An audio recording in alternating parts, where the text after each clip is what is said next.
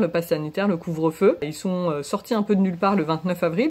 Nous, les festivals qu'on représente, on dit non mais là, pour ceux qui souhaitent se maintenir, ça n'est pas possible de nous ajouter des nouvelles contraintes à cette échéance. Si on n'a pas les réponses, on sera contraint de prendre des décisions et possiblement d'annuler.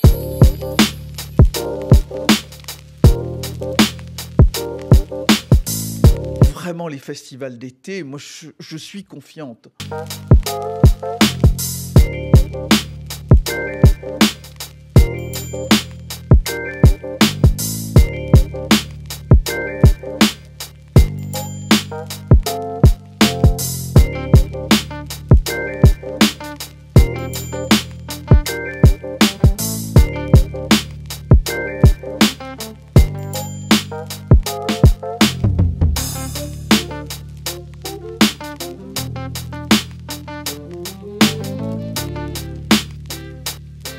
Il semblerait que le gouvernement souhaite que le pass sanitaire, ce soit la présentation par les publics, soit d'un certificat de vaccination, soit d'un test de moins de 48 heures.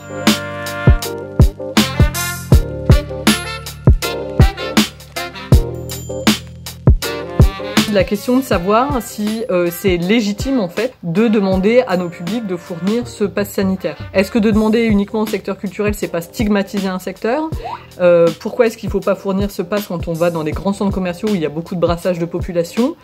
Pourquoi est-ce qu'il faut fournir un PCR quand on monte dans l'avion et pas dans le train? Nous, c'est plutôt d'un point de vue éthique ce qui nous pose souci. On entend parfois dire certaines personnes que le pass sanitaire n'a pas de coût, mais c'est faux. En fait, un test PCR, je crois que ça coûte aux alentours de 75 €.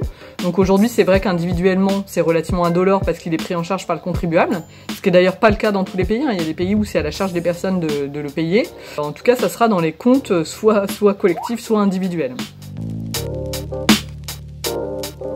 Les événements, là, les festivals qui vont s'organiser, qui devraient s'organiser, ils durent pour la plupart plus de 48 heures.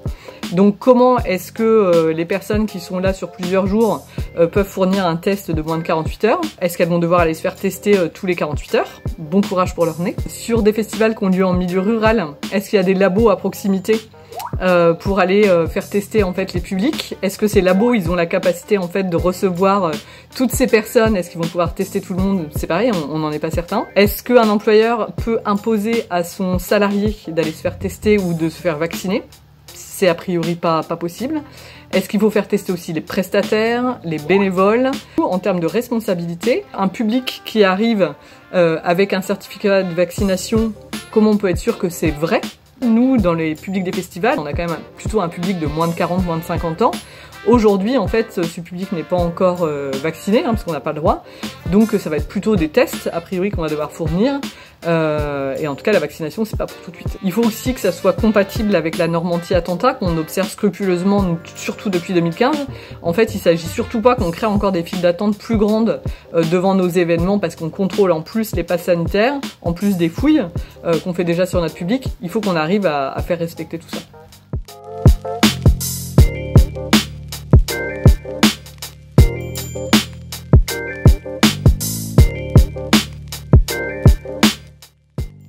On a formulé un ultimatum sur lequel on s'est mis d'accord sur le 15 mai en disant le 15 mai il faut qu'on ait des réponses à ces questions qui sont hautement importantes.